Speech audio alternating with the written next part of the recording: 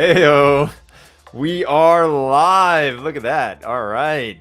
What is going on, everyone? I've got some very special guests that are with me today. And the first of which I'm going to bring out right now from a old podcast that I actually loved and was very disappointed that you stopped before I even got into the game. Mr. Hugo Brown Anderson, you did the classic intro to a podcast that I am always trying to emulate. How you doing, man? Demetrius, thank you for your kind words. So much fun to be on the show and long-time admirer of yours as well. And I'm glad we get to connect and we've got to become friends throughout the process of working in the same space as well. Also, great to have finally met you in person this year at Yes, KubeCon KubeCon. in Paris. And that was cool, man. That was very fun. And we are not alone today. Let me bring out our third guest, Duncan, to make this a quorum. How you doing, Duncan? Awesome. Great to be here, Hugo and Demetrios. So we wanted to talk today really about the awesome podcast that you guys are starting and a lot about the high signal conversations that we want to be having and should be having in the data science space, and really to make sure that the conversations we are having are as top notch as possible. First thing that I would love to know is because for a little background for anybody that's watching, you guys are doing a podcast. What gave you the inspiration to do it? And what gave you the inspiration or made you think that we should do another data science podcast? Maybe I can start off and then Duncan, you can say a few things. I've known Duncan and Jeremy at Delphina for several years now, and we were just thinking about the state of thought leadership in the space and the types of signal our practitioners can get, particularly in the age of generative AI and large language models. And I love that you frame the question as why another data podcast? Because aren't there enough already? And I agree, there are a lot of fantastic ones out there. But we decided that in the age of generative AI and LLMs, it's really time to reevaluate. We got through the 2010s, which was the decade of data science really emerging at scale in a number of ways. And so now it's time to really, I think, step back and reassess what we learned over the past, couple of decades, and what happens to the world of data, analytics, machine learning in the age of generative AI. And because Duncan, I've been working in the space for some time. Duncan and Jeremy have been working in the space for decades as well, and we have access to incredibly sharp, like top tier people.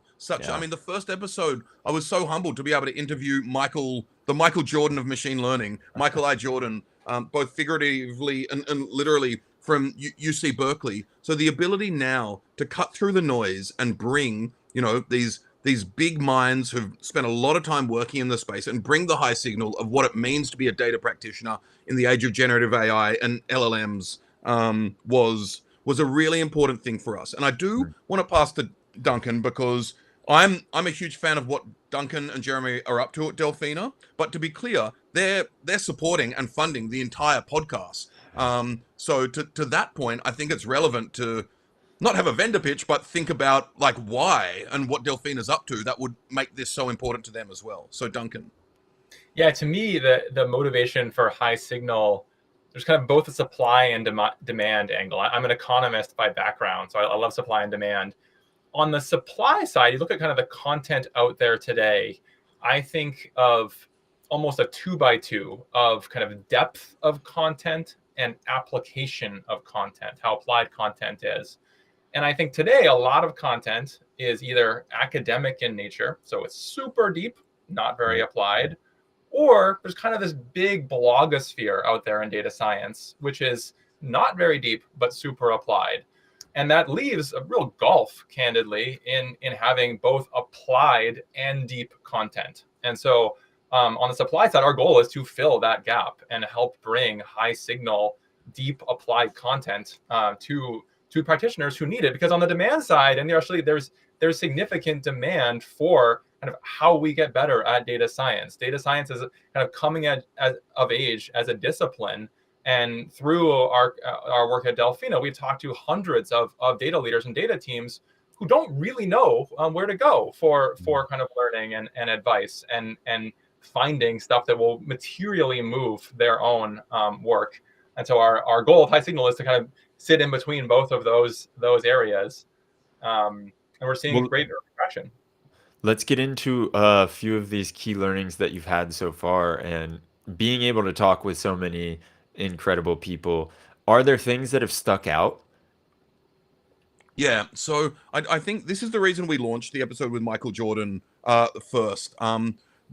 He comes at it from a perspective that all the systems we're building with generative AI currently, they have a bunch of strengths in terms of capturing wisdom of crowds in a variety of ways, but they are horrible at reasoning under uncertainty and expressing uncertainty. And to build what he refers to as intelligent infrastructure, we require systems that will actually be able to handle a lot more uncertainty. And he actually talks about a term that David Donahoe popularized, which is perhaps for these types of systems, we should really be calling them recycled intelligence, not artificial intelligence, because of essentially what they do with respect to training data. And he is someone who's studied and worked a lot in the emergence of online markets.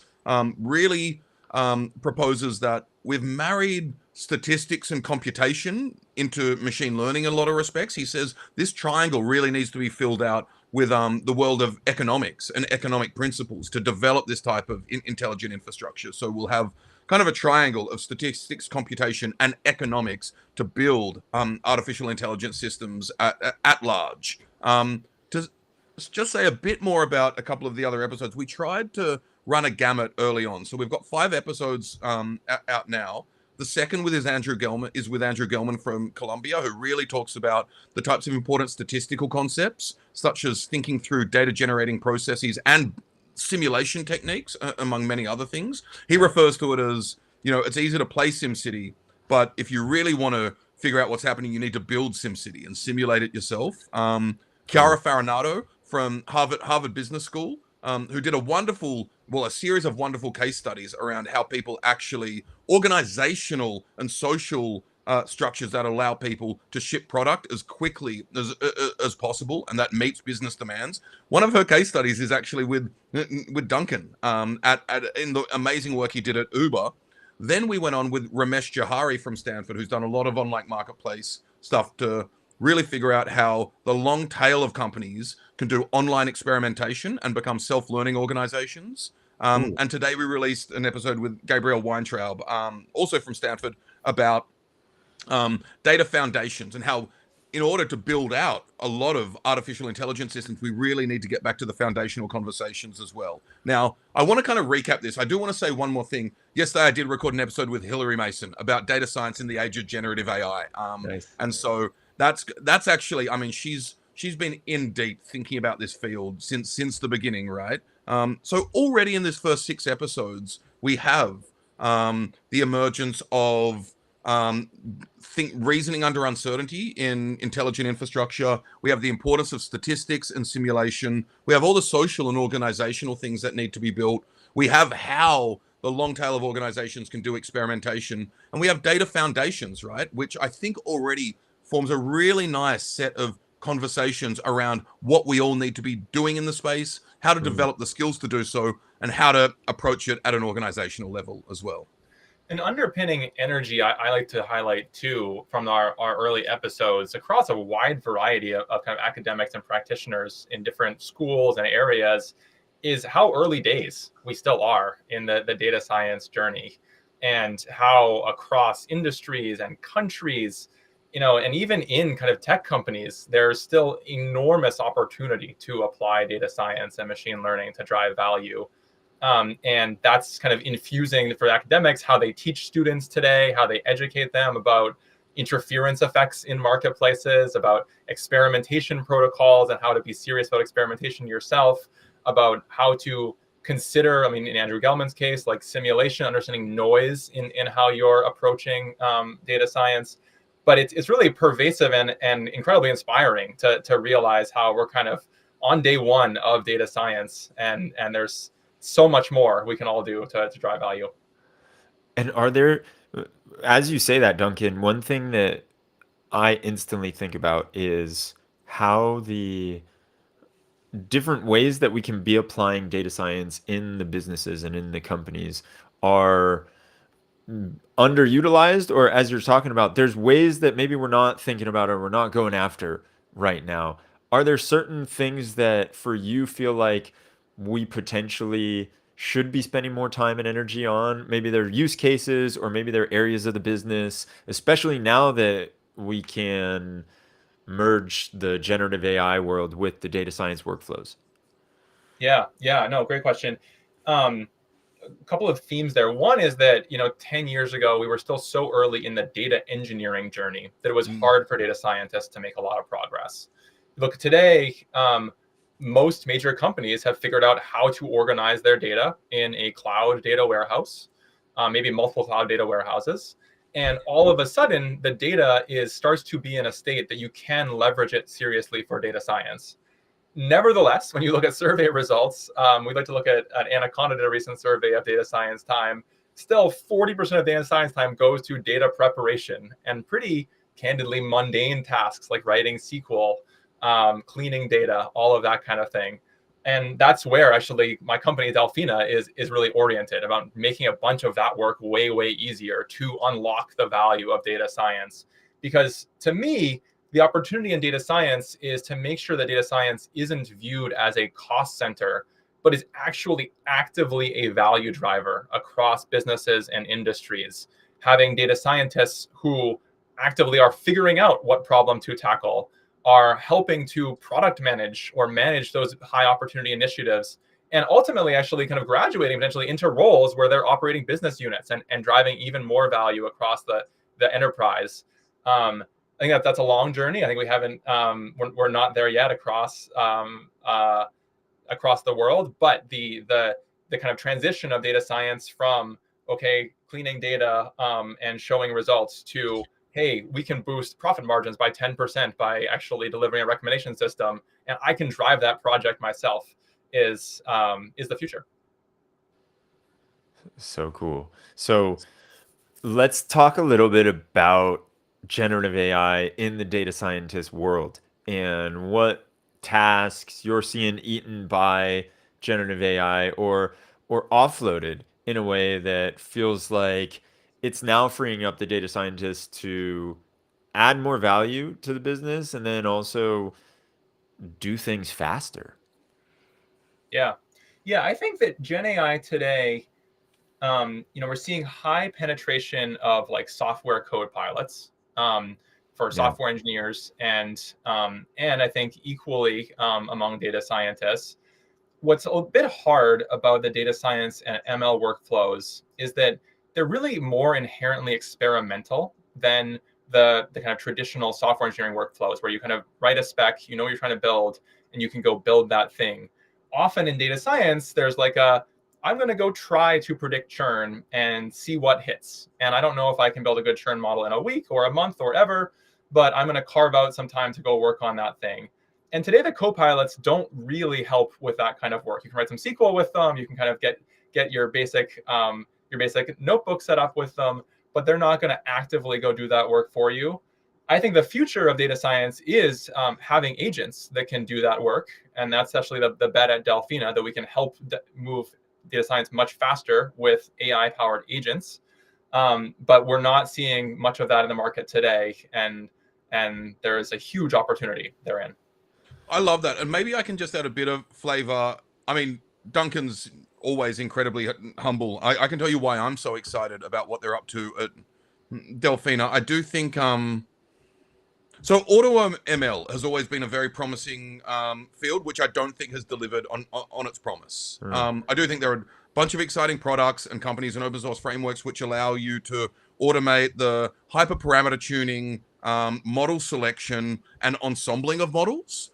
Totally agree with that. That's great work. On the other side, we have all these coding assistants, which are fantastic. I mean, your co-pilots, your cursors, which help you write code, and that they're incredibly useful. But there aren't automated tools yet which help us reason through the data, do, as to your point, do exploratory data analysis, data munging, modeling, and then help you with that iterative process. And so that's one bet that I've seen Delphina is taking, and not many other people are, to attempt to build this type of system powered by generative AI agents. And the reason I think that's so exciting is because it's something that I think computation is able to do, and then will free us all up for just banging out. It's less paper cuts for us to focus on the deep work and the work we love to do, and will actually help us generate more business value and revenue for the companies. And I think I have a slightly spicy take, which is,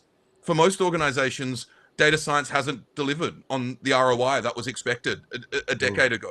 For a handful, it has, and maybe for a small tail, but the long tail of companies have paid salaries, not inexpensive salaries, for technical people, built out infrastructure, and aren't necessarily seeing the returns. So this type of framework, I think, will help us all just deliver more value to the businesses that spend a lot of money on these functions. It's funny you say that the value has been hit and miss, because you almost see like this outsized return when it does hit, that others feel they're doing something wrong, or they just assume that, all right, let me hire a data scientist or let me create a data team, and that just magically means that revenue comes in or cost savings or something. Because I remember hearing a statistic on the recommender system that Amazon has, and how it helped drive 38% of revenue or something like that. And so you can imagine how many billions of dollars that is on their Amazon marketplace that happened because of the data science team and the recommender system that was put in place, right? Agree completely. And also, speaking to needing to bring economics back more into data science and machine learning, Amazon, Uber, Airbnb, all have been very heavy on the economic side. And I think in terms of the economists I know working in tech, the majority of them have been recruited to Amazon. And I think when we talk about the success of data science in tech companies, I think Amazon flies under the radar because they don't really care about marketing, that side of what they do. But their early supply chain stuff and everything they've done, the slim margins that Bezos always had on books, I mean, this is real. So to your point, companies like Amazon are the ones that we need to be looking for as forward thinkers on how to be this type of data driven. Yeah. And if you go back to how much value is created from the data team, you're looking at such a large number that in those respects, there's no doubt about it, the data teams were successful. But then if you try to replicate that in a company that doesn't understand the value, or maybe isn't going after the right use cases, or just doesn't have that potential there to capitalize on it for whatever reason that may be, and I'd love to get your guys' thoughts on why that potentially could be, you are left with like feeling like, oh, I got rug pulled in a way, because I thought that it meant when I hire a data team and I start trying to do these different things with my data, I'm going to see a return on that. And as you said, Hugo, your spicy take, which I really like, is that a lot of times there wasn't that return. Yeah, I think there's. Go ahead, Hugo. No. Please, Duncan. No, there's something really kind of pretty unique, I think, about data science and the ability of the data team to deliver value, which is that, especially in these ML applications, where the places where you the highest leverage, like that 38% number from Amazon, you need kind of data infrastructure that enables it, and clean data. You need ML infrastructure that enables it. So there's this significant infrastructure effort. You need a team of scientists who can actually do the research today, which tends to be pretty exploratory in nature and be slow and time consuming. And research by nature actually is also highly heterogeneous in quality. And so doing a good job of that research is super hard. That's not something you can just kind of buy the team to go do. There's a lot of investment there in managing that group, in understanding how to marry the research with the business. And then, needless to say, if you have the infra and you have the research, you still have to actually deliver for the business in the way the business expects, and kind of marry it with the operational needs of the business. And that makes, I think, this the kind of the four legs of the data science chair hard to construct, and something that I think many companies have gotten right, but many companies haven't. And that's where making those individual legs easier to kind of build individually or to buy individually, I think will be a game changer in the years to come. But we're not there yet. I totally agree. And something I'll add to that, I think part of the challenge has been, actually, we've got an episode upcoming with Eric Colson, who was VP of Data Science and ML at Netflix, and then Chief Algorithms Officer for the best part of a decade at Stitch Fix. He recently wrote an essay for O'Reilly Radar about how too many data functions are turning into service centers where people give tickets and assign tasks, and that's important to make sure data scientists are able to deliver value in that respect to what the needs are. But actually, a far better model is making sure data scientists have time and space to explore, to think, and have their ideas. Bring them into business meetings where he gives the example where there's some customers are asked a survey, customer success teams are asked how to segment them, and they both segment them in a way that doesn't really reflect produce any business value, whereas a data scientist comes in and does some sort of cluster analysis and goes, actually, no, these are the important clusters to drive. This is what we need to recommend to this cluster. And they won't assign that. Nobody would know to assign that to a data scientist or a data science team, yet they can be involved in that business meeting and be like, oh, this is somewhere I can add value. So make sure that it's almost the tale of liberation of the data function, I think, in order to be freed from the shackles, in order to recognize and tell people how they can deliver value and experiment that way. Well, you guys are doing awesome work with High Signal. I do love the name High Signal because you're having these very high signal conversations in what is a very noisy world that we're living in, especially when it comes to generative AI or AI anything these days. And so I'm throwing the QR code up right here in case anyone wants to go and listen to the first. You've got 4 episodes out right now? We launched number 5 today. Perfect. So you got 5 episodes out. You're live with those. And the last thing that I would love to ask you, Duncan, is on these agents that you're seeing, is it that you are capable? So when I want, as a data scientist, to go and do my routine, are there certain workflows or certain types of things that I am doing, or more used agents than others, I guess is the question I'm trying to ask. Are there frequented agents that you're seeing that are happening almost like if you're walking in the forest, there's a trail because so many people have walked there before? Or is it a little bit of everything and you don't really know how folks are going to try and use these agents to their benefit? Yeah, I think I mean, the world at large today, I think the kind of agents that are probably kind of working the best out of the gate early on this Gen AI journey are the ones that are really text heavy. And there's kind of sales agents on the market. There's kind of the customer support agents on the market today. I think we're seeing those take off very early.